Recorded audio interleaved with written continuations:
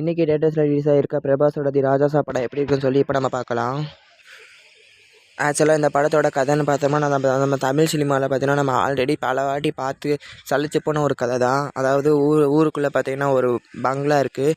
So அந்த பங்களாவில் பார்த்தீங்கன்னா பேய் இருக்குது. ஸோ அதுக்குள்ளே பார்த்தீங்கன்னா தெரியாமல் நம்ம ஹீரோ அப்புறம் அவங்க கேங்கெல்லாம் போய் மாட்டிக்கிறாங்க. ஸோ அவங்க அதுலேருந்து வெளியே வந்தாங்களா என்ன ஆச்சு, இதான் இந்த படத்தோட ஒன்லைன். ஸோ கதையே இவ்வளோ பலசாக இருக்குது, ஸ்க்ரீன் ப்ளே எப்படி இருக்குன்னு பார்த்தா அது இதை விட கொடூரமாக இருக்குது. ஸோ ஒரு சீன் கூட பார்த்தீங்கன்னா ரசிக்கிறபடியாக இல்லை. ஸோ அது வேறு இல்லாமல் படத்தோட டியூரேஷன் பார்த்தீங்கன்னா 3 மணி நேரம் இருக்குது. ஸோ இந்த படத்துக்கு எதுக்கு 3 மணி நேரம் டியூரேஷன் எனக்கு புரியலை.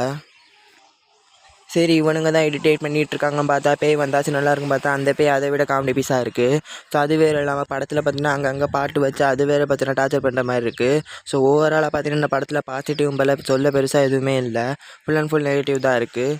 ஸோ இந்த படத்தை பார்த்துட்டு எனக்குள்ளே இருக்க வந்த கேள்வி என்னென்னா, பிரபாஸுக்கு அப்கமிங்கில் பார்த்தீங்கன்னா சலா 2 கல்கி 2ன்னு ஏகப்பட்ட லைனப் வச்சுருக்காரு. ஸோ அதெல்லாம் விட்டுட்டு டைம் வேஸ்ட் பண்ணிட்டு இந்த படத்தை ஏன் நடித்தார்னு எனக்கு தெரியலை. ஸோ ஓவராலாக பார்த்தீங்கன்னா இந்த படத்துக்கு நான் 5க்கு 2.5 ரேட்டிங்ஸ் கொடுப்பேன். ஸோ பார்க்கலாமா வேணாமான்னு பார்த்துக்கோங்க.